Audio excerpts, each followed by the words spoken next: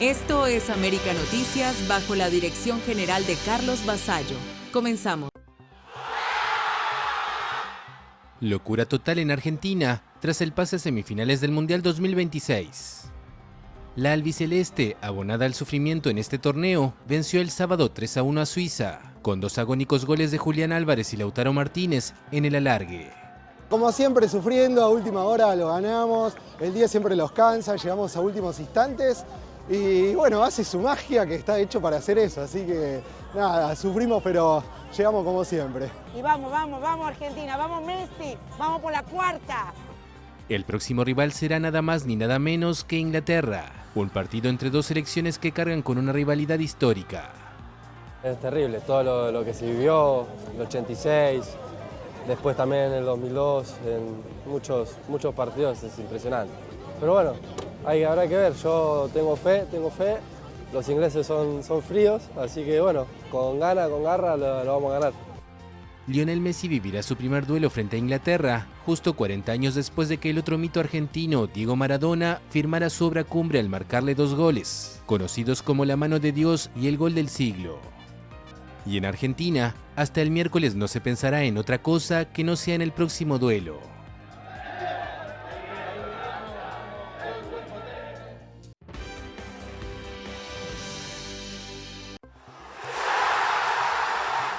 El sueño sigue vivo. Los ingleses celebraron a lo grande el sábado la victoria de su selección en los cuartos de final del Mundial 2026. Un doblete de Jude Bellingham fue suficiente para tumbar a la Noruega de Erling Haaland y asegurar el pase a la semifinal. Estamos en semifinales gracias a Jude Bellingham, un ganador, alguien que quiere que las cosas pasen. Mira lo que se está viviendo, es increíble, no estamos en Estados Unidos, estamos en Inglaterra y podemos llegar hasta el final.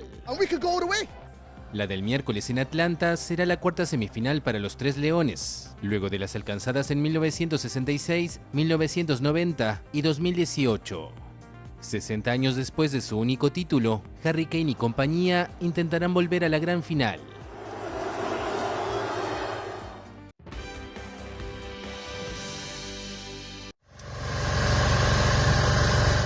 El balance de víctimas por los terremotos que sacudieron Venezuela el 24 de junio sigue aumentando. Según las autoridades, casi 4.500 personas han muerto y 16.740 resultaron heridas tras los sismos que devastaron amplias zonas de Caracas y del estado costero de La Guaira. Más de 19.500 personas permanecen en campamentos provisionales instalados en estadios, plazas y parques, mientras continúan las labores de búsqueda entre los escombros. De acuerdo con el gobierno, más de 850 edificios fueron afectados y 190 colapsaron por completo, dejando a miles de familias sin hogar. La ayuda internacional sigue llegando al país. Este domingo Rusia envió un cargamento con alimentos y suministros para los damnificados, mientras que Estados Unidos informó haber distribuido 100.000 kits de asistencia en las zonas afectadas. Al mismo tiempo, médicos venezolanos y extranjeros trabajan en hospitales de campaña para evitar una crisis sanitaria en los refugios temporales, donde miles de personas viven en condiciones precarias.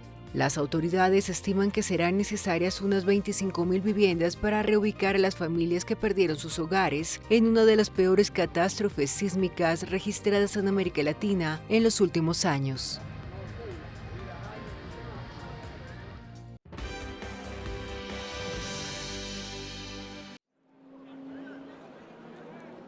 Dos personas murieron y otras 4 resultaron gravemente heridas durante un tiroteo ocurrido el sábado en un festival de salsa en Toronto, que congregaba a más de 13.000 asistentes. Según la policía, los primeros indicios apuntan a un intercambio de disparos entre dos individuos. Los investigadores recuperaron 2 armas de fuego en el lugar y hasta el momento no se han realizado detenciones. Entre los asistentes, muchos pensaron inicialmente que los disparos eran parte de la celebración. Bueno, estaba con los chicos tomándonos unos tragos y de repente escuché un ruido como de fuegos artificiales. Miré detrás de mí para ver qué estaba pasando y entonces un par de personas empezaron a correr. Nos asustamos un poco, así que nos fuimos. Empecé, te lo prometo, llegamos, todavía la música tocaba, estaba bailando una canción, 2 canciones, a la hora de que llegué, que habré llegado entre las 7 y las 8 de la noche, más o menos, se acabó todo. Llegó la policía donde estábamos, llegó la policía literalmente donde estaba el DJ tocando con un arma larga como él mismo, de su tamaño prácticamente, y nada, se acabó la fiesta. La policía descartó la hipótesis inicial de un atacante activo, aunque no excluye la participación de más personas en el incidente. Las autoridades destacaron el riesgo que el tiroteo representó para las miles de familias, niños y adultos mayores presentes en el festival. El primer ministro canadiense, Mark Carney, se declaró horrorizado por lo ocurrido y agradeció la rápida intervención de los servicios de emergencia. La alcaldesa de Toronto, Olivia Chow, calificó el ataque de acto de violencia irresponsable. Canadá registra niveles de violencia armada mucho menores que los de Estados Unidos.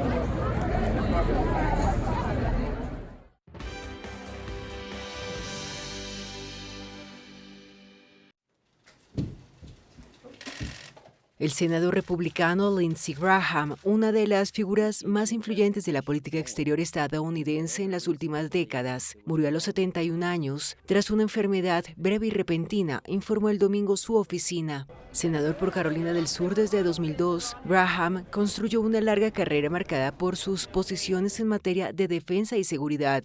Apoyó la invasión de Irak, defendió una presencia prolongada de Estados Unidos en Afganistán y fue uno de los principales promotores de la ayuda militar a Ucrania frente a Rusia.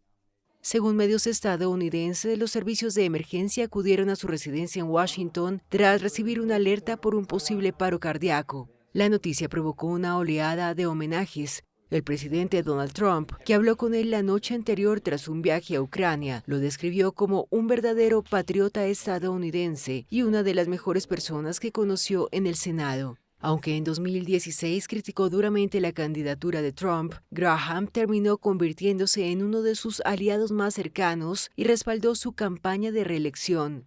El legislador también fue un firme defensor de Israel. El primer ministro Benjamin Netanyahu aseguró que el país perdió a uno de sus mayores amigos. Su muerte llega además en un momento delicado para los republicanos, que controlan el Senado por un estrecho margen de 53 escaños contra 47 y deberán ahora designar un reemplazo para completar su mandato.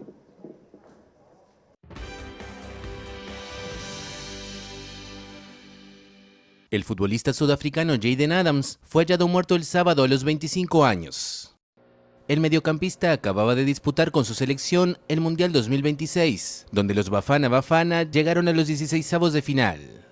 Adams jugó los 3 partidos de la fase de grupos ante México, Chequia y Corea del Sur, aunque no tuvo minutos en el duelo final ante Canadá. El ministro de Deportes de Sudáfrica lamentó el fallecimiento, cuyas causas aún no fueron confirmadas, y dijo que el fútbol sudafricano perdió a uno de sus más brillantes jóvenes talentos. El presidente de la FIFA, Gianni Infantino, dijo estar inmensamente triste por la noticia y trasladó el pésame en nombre de la comunidad del fútbol mundial. Profesional desde 2020, este jugador nacido en Ciudad del Cabo militaba en el club Mamelodi Sundowns desde el año pasado.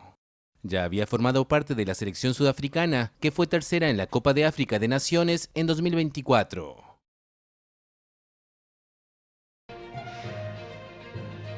El régimen ya no sabe qué versión contar.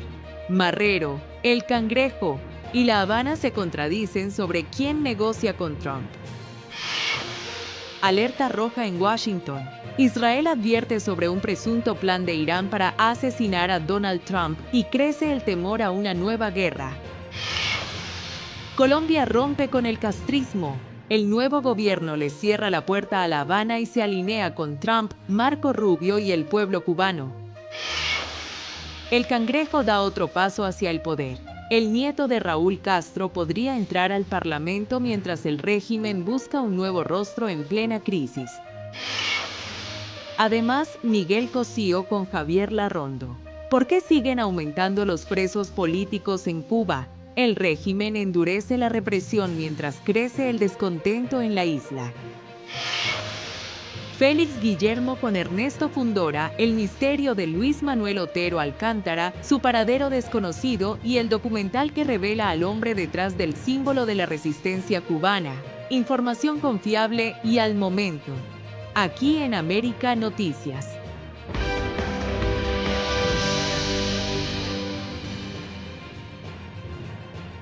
Nuestro reto inmediato es convertir estas decisiones en operaciones concretas. ¿Quién negocia con quién? El régimen cubano vuelve a enredar su propia historia sobre el diálogo con Estados Unidos. Si alguien intenta seguir el discurso del régimen cubano sobre las conversaciones con Estados Unidos, probablemente termine más confundido que al principio. Primero dijeron que no había negociaciones, después admitieron que sí existían contactos. Más tarde apareció El Cangrejo, el nieto de Raúl Castro, presentándose como un posible interlocutor con Washington. Luego otros funcionarios minimizaron su papel, y ahora el primer ministro Manuel Marrero asegura que sí existe un equipo negociador, pero que actúa con el aval de Raúl Castro y Miguel Díaz-Canel. La declaración confirma que el verdadero centro de decisiones sigue estando alrededor de Raúl Castro, mientras el gobierno insiste en proyectar una imagen de unidad en medio de la peor crisis económica que ha vivido la isla en décadas. Lo curioso es que cada nueva declaración parece contradecir la anterior. Un día no hay diálogo, al siguiente sí lo hay. Después cambian los interlocutores. Más tarde aparecen nuevos voceros.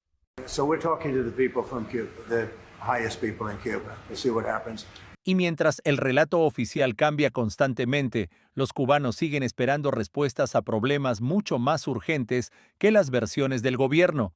Al final, la gran pregunta ya no es quién negocia con Washington. La verdadera pregunta es qué se está negociando y por qué el régimen ofrece una versión distinta cada vez que alguno de sus dirigentes habla.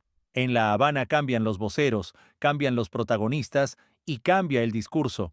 Lo único que no cambia es la incertidumbre de un país que sigue esperando resultados, mientras el gobierno parece más ocupado en explicar quién habla con Estados Unidos que en explicar cómo piensa sacar a Cuba de la crisis, informó Camilo Lavastilla para América Noticias.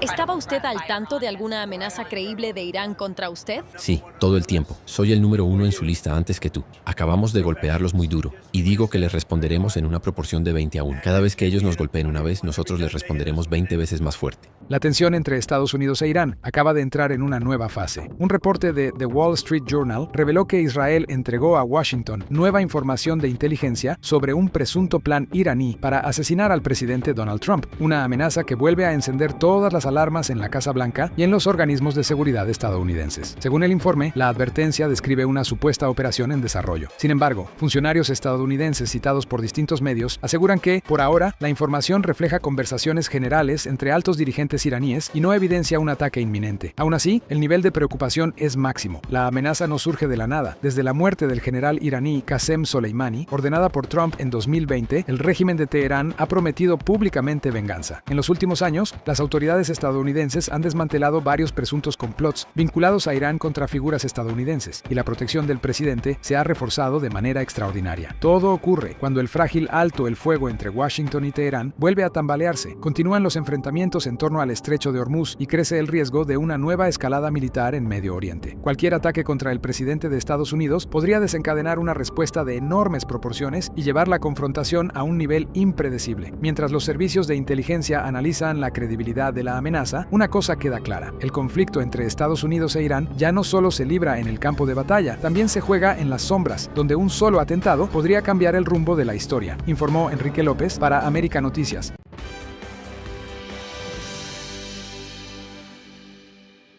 Si uno tiene discrepancias graves, sobre todo cuando se trata de dictaduras y se habla de derechos humanos violados de manera flagrante en nuestros países durante mucho tiempo. Ese no es nuestro interés, nosotros no queremos apoyar dictaduras. El mapa político de América Latina comienza a cambiar y esta vez el régimen cubano pierde a uno de sus aliados. El nuevo gobierno colombiano de Abelardo de la Espriella anunció que no mantendrá embajadas en Cuba ni en Nicaragua. La advertencia llegó directamente de su canciller designado, Omar Bula.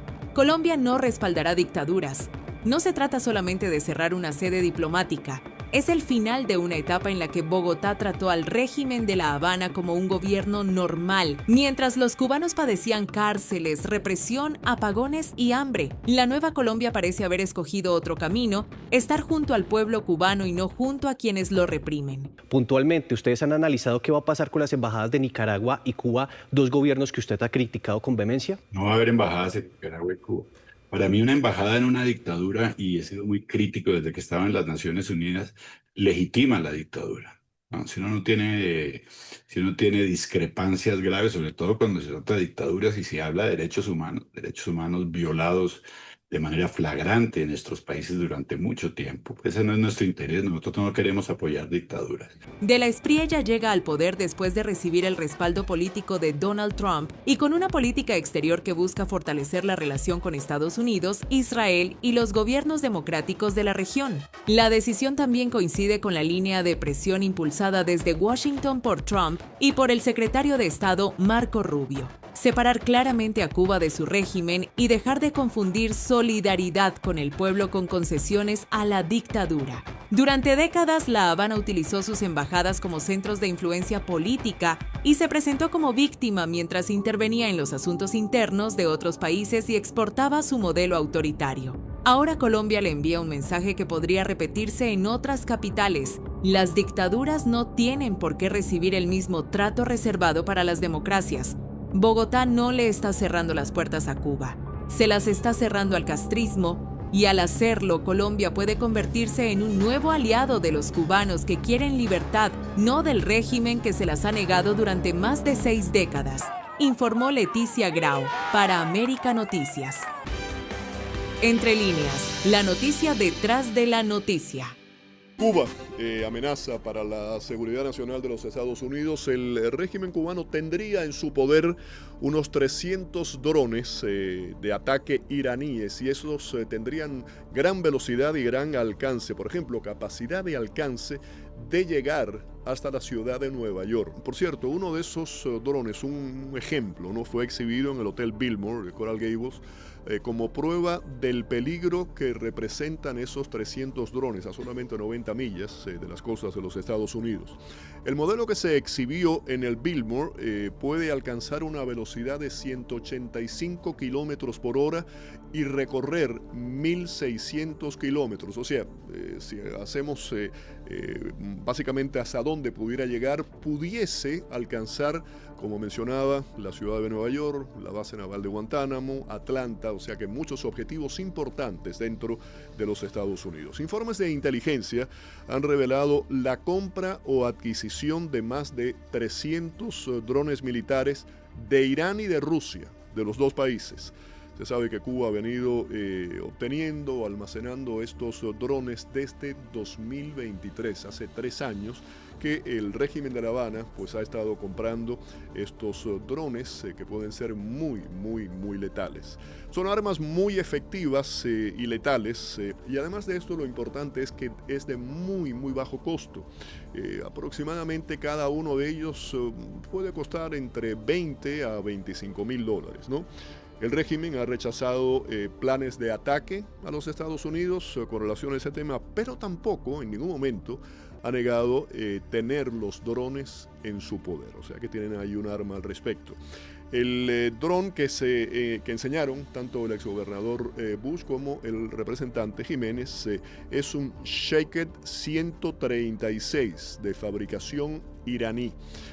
¿Y cuál es su procedencia? No se sabe exactamente, se sabe que la proporcionó un país aliado con el fin de crear conciencia, ¿no?, del peligro que esto representa a solamente 90 millas de los Estados Unidos.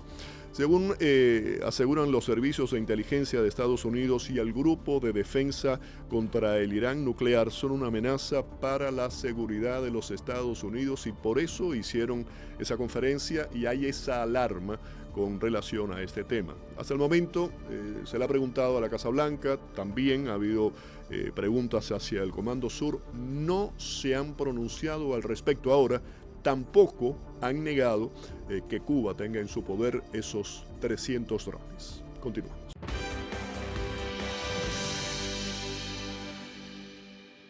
La maquinaria del régimen vuelve a moverse y todas las miradas apuntan al nieto de Raúl Castro.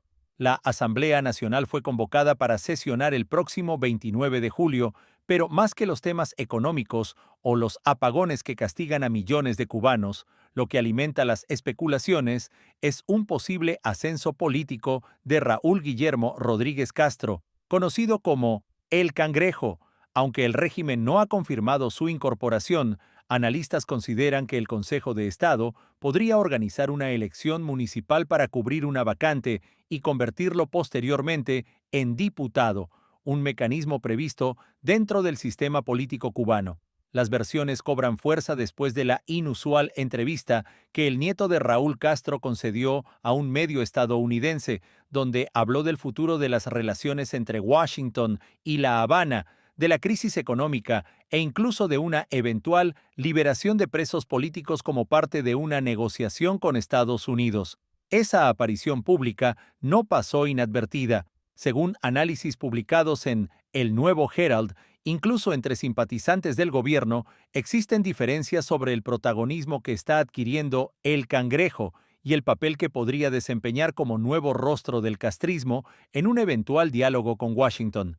Todo ocurre mientras Cuba atraviesa una de las peores crisis de su historia reciente: apagones interminables, escasez de alimentos y medicinas, inflación desbordada y un éxodo que no se detiene. Para muchos cubanos, la posible llegada de otro miembro de la familia Castro al Parlamento no representa renovación alguna, sino la confirmación de que el poder continúa circulando entre los mismos apellidos mientras el país sigue hundido en una profunda crisis, informó Camilo Labastida para América Noticias.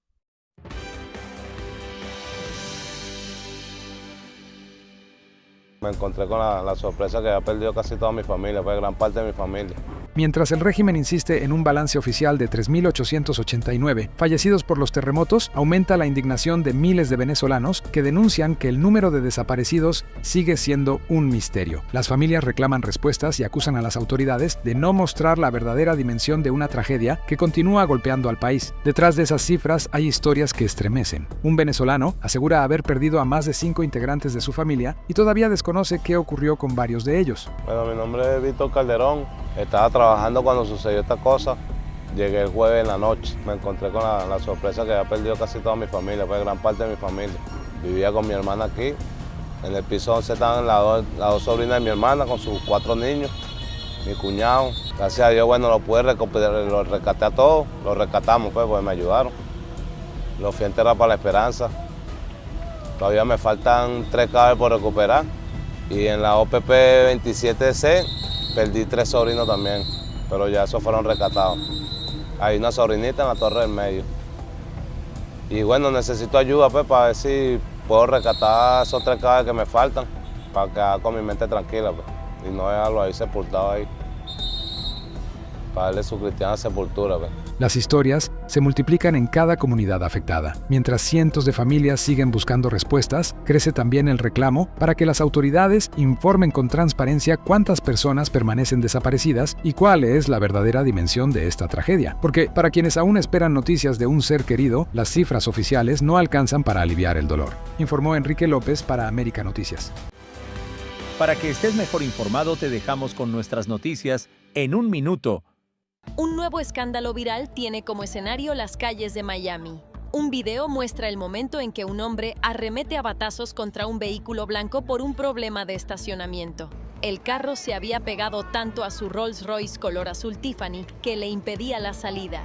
En redes, decenas de usuarios identificaron al protagonista como el reggaetonero cubano Chucho Flash. En pocas horas, la publicación acumuló más de 20,000 likes y 2,000 comentarios, desatando un encendido debate sobre la cultura del nuevo rico y los estereotipos de la comunidad cubana en Miami. Para quienes siguen la trayectoria de Chucho Flash, la escena tiene un eco familiar. En junio de 2021, el reggaetonero fue arrestado en Miami-Dade tras golpear con un bate el parabrisas de un camión de bomberos en Coral Gables. Un informe de América Noticias. 3 hombres identificados como Manuel Barrios, Joan Guzmán y Sadien Mena fueron arrestados después de que la policía los acusara de golpear a un hombre durante un presunto intento de robo de una cadena de diamantes. La víctima denunció que el ataque ocurrió dentro de Pink Pony, un club nocturno ubicado en Doral. Según el reporte policial, el hecho comenzó dentro del establecimiento y escaló cuando la víctima se dirigió hacia el baño de hombres. De acuerdo con el informe de arresto, las cámaras de seguridad muestran a Sadien Mena, de 34 años, conversando con la víctima antes de que ambos caminaran hacia el baño de hombres. Una vez allí, según la versión de la víctima recogida por la policía, Joan Guzmán, de 33 años, lo habría empujado. Luego, entre 3 y 4 hombres lo habrían atacado físicamente. El proceso continuará en los tribunales de Miami-Dade. Los acusados deberán comparecer ante la corte y responder a los cargos presentados. Un informe de América Noticias. Cabe decir que la sala, en su mayoría, en especial la presidencia de dicho juzgado, ha sido bastante profesional. El rapero y preso político cubano Michael Castillo Pérez, conocido como El Osorbo, fue sacado este viernes de la prisión Kilo 8, en la provincia de Pinar del Río, y permanece en paradero desconocido, según denunció la activista y curadora de arte Anameli Ramos, quien aseguró que ni sus familiares han sido informados sobre el destino del artista. Ramos informó que recibió la noticia a través de un recluso que alertó sobre la salida de Castillo del penal. Michael Castillo fue sacado hoy de la prisión de Kilo 8, en Pinar del Río, a donde había sido trasladado desde enero de este año. Simplemente llegaron a su galera. Le dijeron que recogiera todas sus cosas y se lo llevaron, escribió la activista en Facebook. En declaraciones a Martín Noticias, Ramos afirmó que la familia del músico continúa averiguando sobre su ubicación. Ahora mismo no sabemos dónde está Michael. Nos avisa un preso solidario, como siempre, porque aunque la ley dice que las familias tienen que ser notificadas de los traslados de las cárceles o de cualquier situación de esta índole, eso no ocurrió, dijo. Amnistía Internacional lo declaró preso de conciencia y afirmó que el juicio estuvo marcado por irregularidades y falta de garantías procesales. Nacido en La Habana en 1983, Michael Osorbo alcanzó notoriedad como una de las voces más visibles de la oposición artística al gobierno cubano. Integró el movimiento San Isidro y participó, junto con Luis Manuel Otero Alcántara, el Funky, Yotuel Romero, de Semer Bueno, y el dúo Gente de Zona, en la canción Patria y Vida, ganadora de 2 Latin Grammy y convertida en uno de los principales símbolos de las protestas antigubernamentales del 11 de julio de 2021. Esta semana, Otero Alcántara también fue sacado de la prisión de máxima seguridad de Guanajay y trasladado a un lugar desconocido. El artista extinguía su sanción de 5 años de privación de libertad el jueves 9 de julio. Ramos logró hablar brevemente con el artista por teléfono casi 48 horas después, y este le confirmó que permanecía en un sitio cuya ubicación desconocía, mientras continuaba la tramitación de un proceso de parol, informó Alejandro Mones de Oca para América.